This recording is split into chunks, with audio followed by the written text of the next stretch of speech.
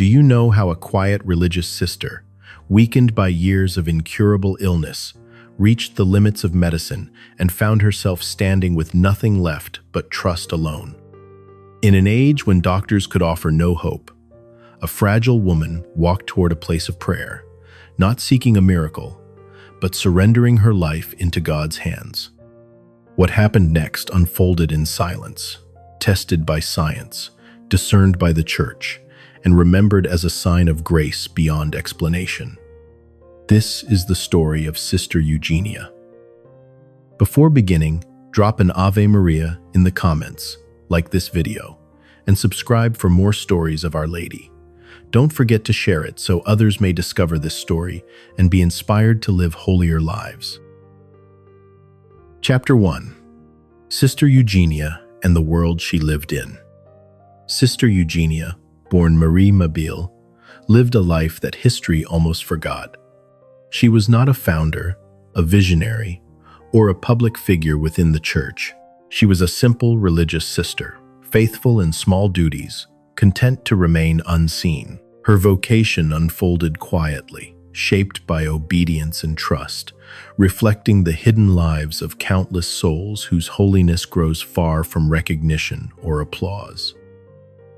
She lived in the closing years of the 19th century, a time marked by both progress and deep human vulnerability. Medical science was advancing, yet remained powerless before many internal infections. Hospitals often offered little more than pain relief and waiting. For those struck by severe illness, suffering was long and uncertain. Death frequently arrived without warning, and hope rested more in faith than in human skill. Within this fragile world, Sister Eugenia embraced religious life as a path of surrender. Her days were structured by prayer, silence, and service. Carried out without complaint, she sought to follow Christ through humility and sacrifice, accepting ordinary tasks as offerings to God. Her spirituality was not dramatic or emotional, but steady, rooted in fidelity to daily prayer and quiet perseverance. Before her healing, she never sought attention, admiration, or extraordinary signs. Lourdes was not, for her, a place to claim a miracle or prove divine favor. She desired only to remain faithful, whatever the outcome. If healing came, it would be God's gift. If it did not, she believed suffering itself could become a prayer, joined to Christ's own offering on the cross. As illness took hold, her strength slowly faded. Pain limited her movement, and weakness restricted her ability to serve within her community. Tasks once simple became exhausting. The future she had imagined as a religious sister grew uncertain. Yet even as her body failed, her vocation did not. She remained committed to her calling, accepting limitations as part of her offering to God. Amid physical suffering, Sister Eugenia continued to live by faith. Prayer became her refuge when explanations failed. She entrusted her fears, her body, and her future into God's hands without bargaining. This trust was not heroic in appearance, but real in endurance. Day after day, she chose surrender over despair, believing that God was present even in silence. At that moment in her life, Sister Eugenia stood as an image of a small and hidden soul under trial. There was no outward sign of greatness, only quiet fidelity shaped by suffering. Her story began not with wonder, but with obscurity.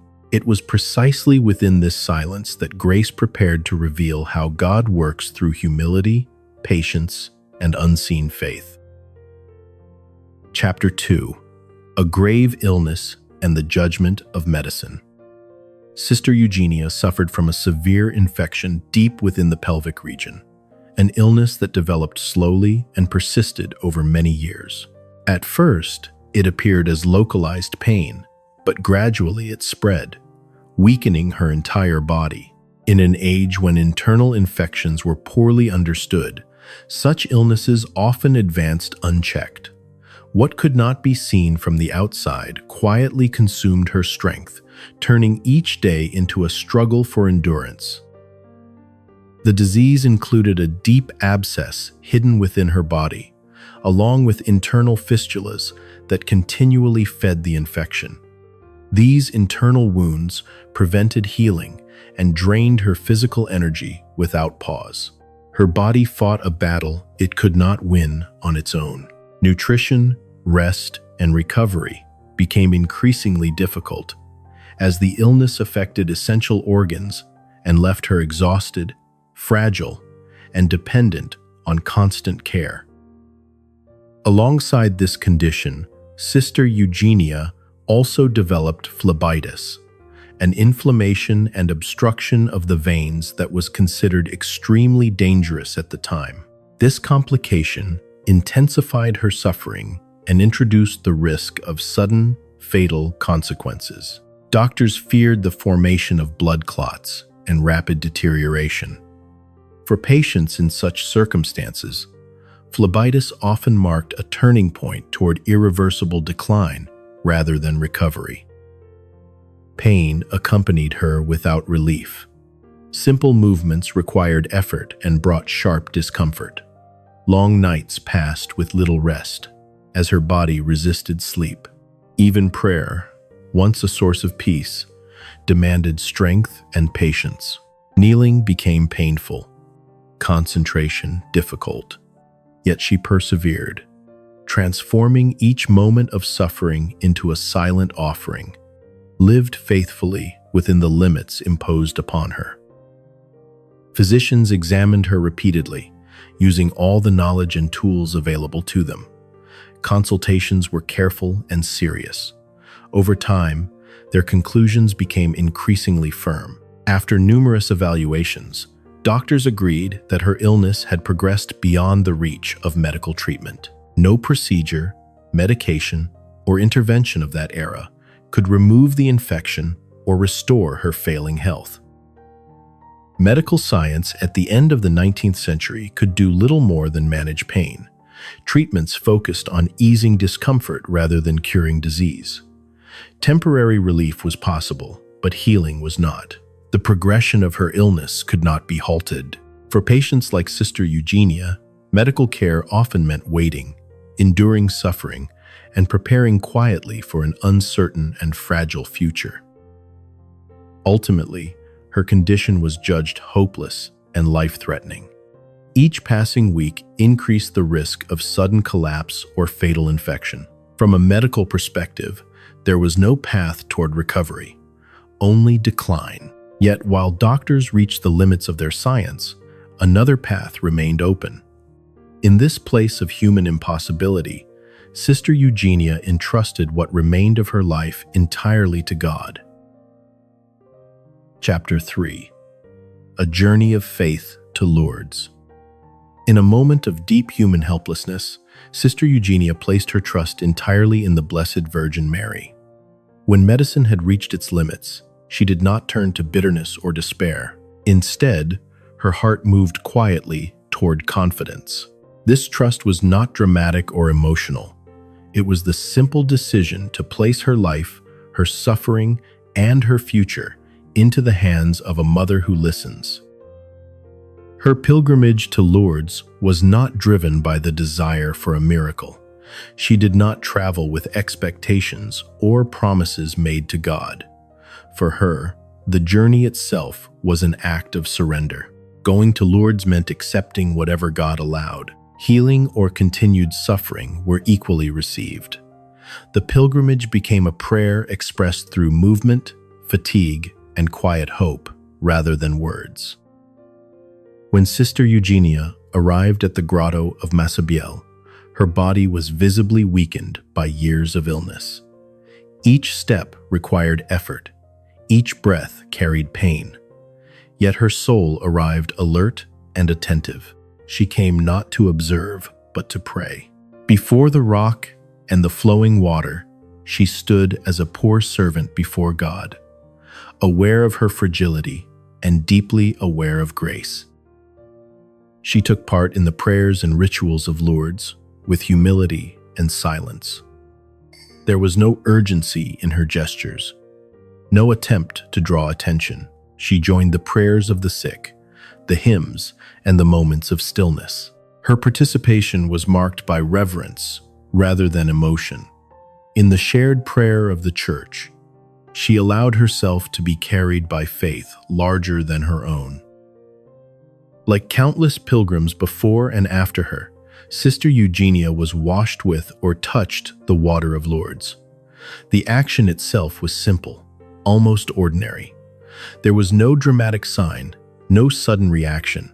The water flowed gently, as it always had. She received it without hesitation, without analysis, accepting it as a sign of God's mercy rather than a guarantee of healing.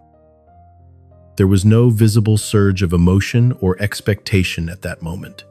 Sister Eugenia did not cry out, tremble, or proclaim hope aloud.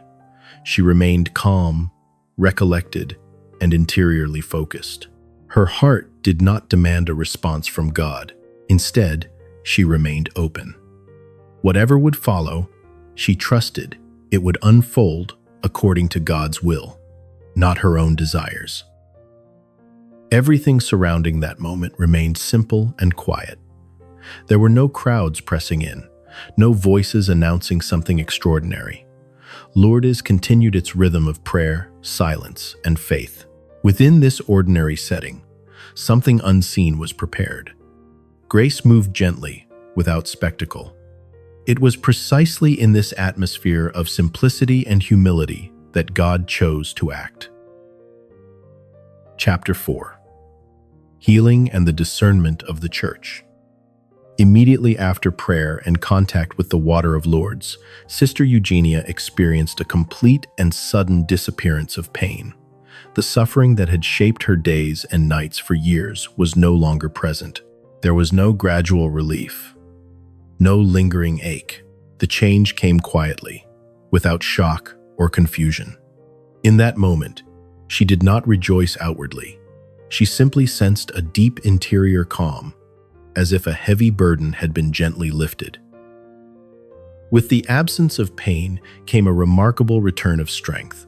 Her body responded in ways she had long forgotten. Movements that once demanded effort became natural again. She stood more firmly, walked with ease, and breathed freely. Fatigue receded, replaced by steadiness and balance.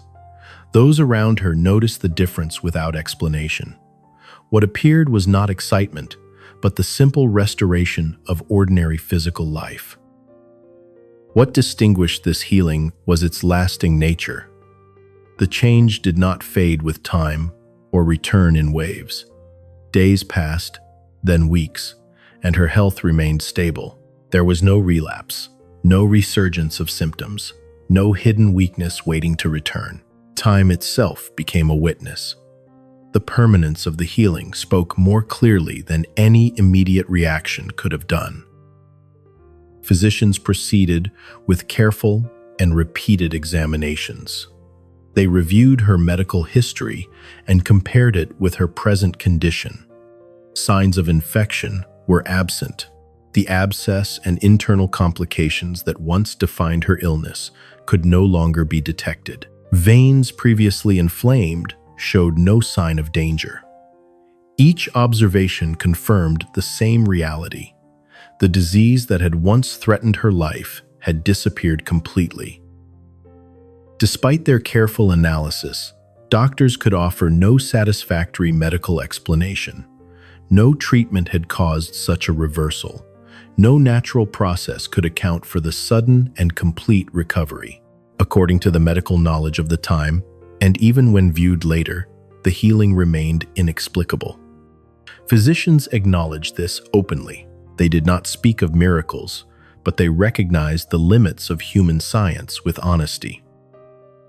The case was then submitted to the Bureau de Constatations Médicales de Lourdes for rigorous and impartial evaluation.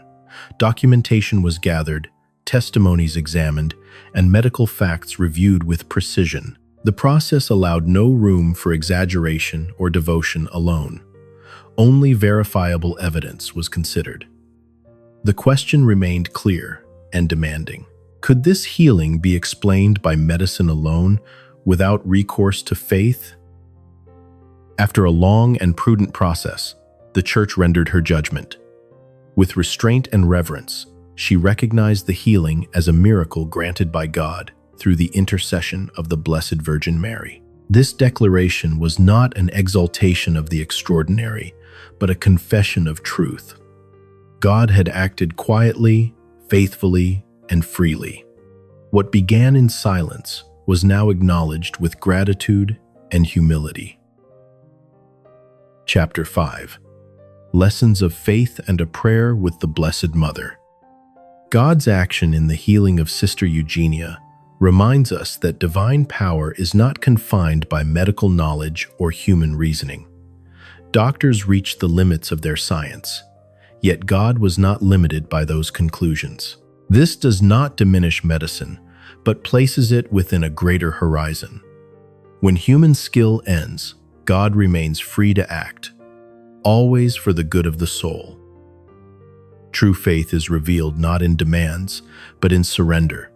Sister Eugenia did not bargain with God or insist on a miracle. She placed her life gently into His hands, accepting whatever He might allow. Such faith does not seek control or certainty. It trusts even in darkness. This quiet abandonment is often more pleasing to God than any dramatic display of belief. The role of the Blessed Virgin Mary in this story is clear and humble. She does not draw attention to herself, nor does she replace her Son. Mary leads souls to Jesus. Her intercession opens hearts to trust, obedience, and grace. Like at Cana, she points away from herself and invites every believer to listen to Christ and follow Him faithfully. Blessed Mother, be near to all who suffer from illness, pain, and despair. Many feel forgotten, weakened by long nights and unanswered prayers. Stand beside them as you stood beneath the cross. Bring them comfort, courage, and peace. When strength fails and fear grows, let your maternal presence remind them that they are not alone. Teach us, gentle Mother, to trust when no solution is visible. When prayers seem unanswered and hope feels distant, form our hearts in patience. Help us believe that God is at work even in silence. May we learn to wait without bitterness and to hope without demanding signs, resting in God's faithful love. Help us, Mary, to unite our suffering with the cross of your Son. Teach us that pain, when offered with love, can become a prayer. May our struggles be joined to Christ's sacrifice for the salvation of the world. Transform what wounds us into an offering that bears fruit in faith, compassion, and deeper union with God. Lead us always to Jesus, Mother of hope and life. In Him alone we find healing, meaning, and eternal promise. Whether we are restored in body or remain weak, guide us to remain faithful. May our lives point to Him, our hearts rest in Him, and our final hope be anchored in His resurrection. Amen.